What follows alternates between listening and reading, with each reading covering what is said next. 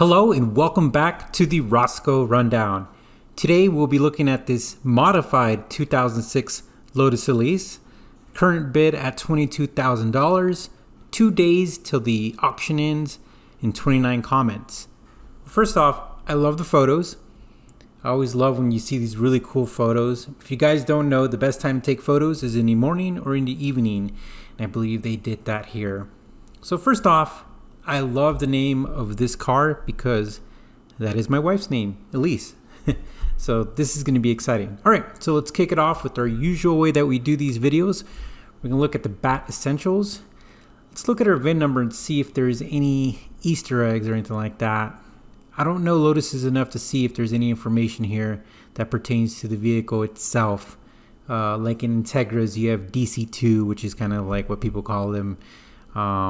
And I think Supras have 2JZs, and I think BMWs have like E30 or E40 or something like that. But anyways, that's what we're always looking for.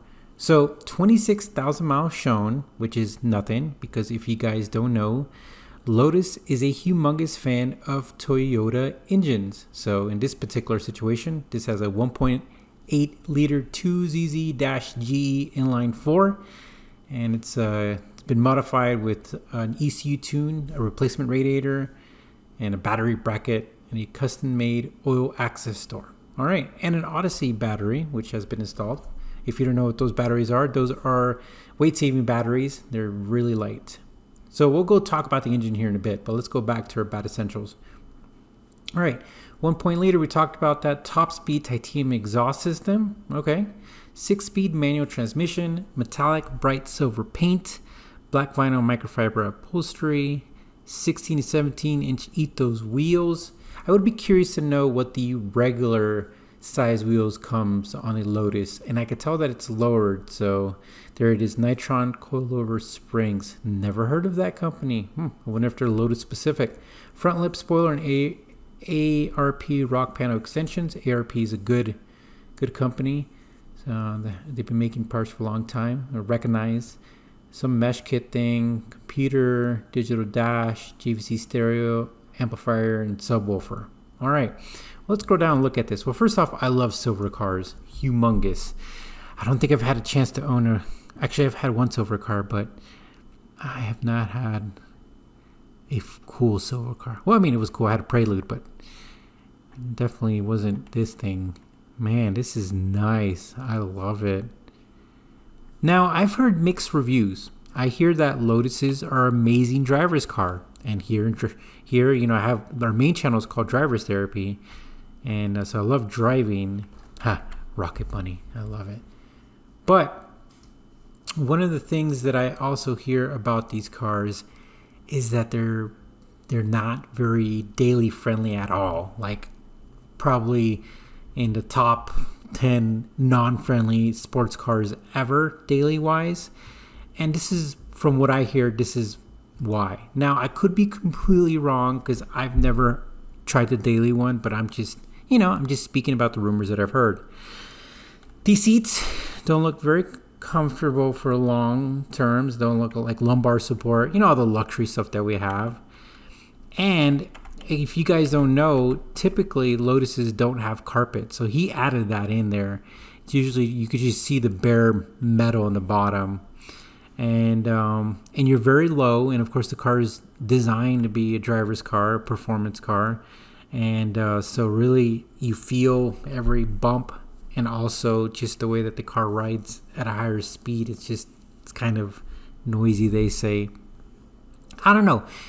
Me loving cars, if you love cars, maybe all those little attributes that people don't like, and maybe that's one of those things that we love. But I have heard of that before. I wonder if that's real carbon fiber net trim.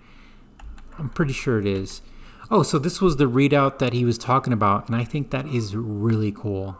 I think that is a really great addition. Really great addition.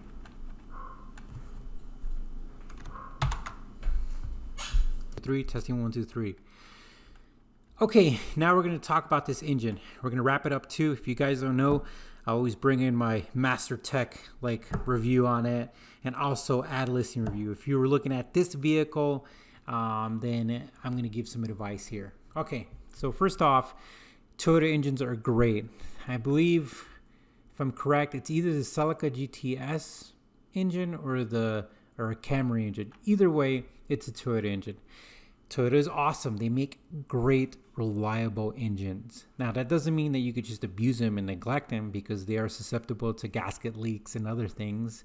And usually, just like any other car manufacturer or motor itself, it will always have that one or two most common issues. Like an example, like Mark IV Toyota Supra has valve stem seal issues, like majority of them. You're gonna have to fix it. It's a pain in the butt. So I don't know enough about this engine to tell you, hey, what you would have to look into. But that's one of those things you want to go on the forums and find out what is that main issue, and has it been addressed, or have they looked into it? I'm not sure if it's a time belt or timing chain. It's one of the things you want to ask. So it's one of those things you want to, figure out as far as how it's been taken care of, because these cars are meant to be beaten. And so, you just want to make sure it was taken care of. So let's go back to this. Sometimes people will list, some of the things that they've done as far as service goes.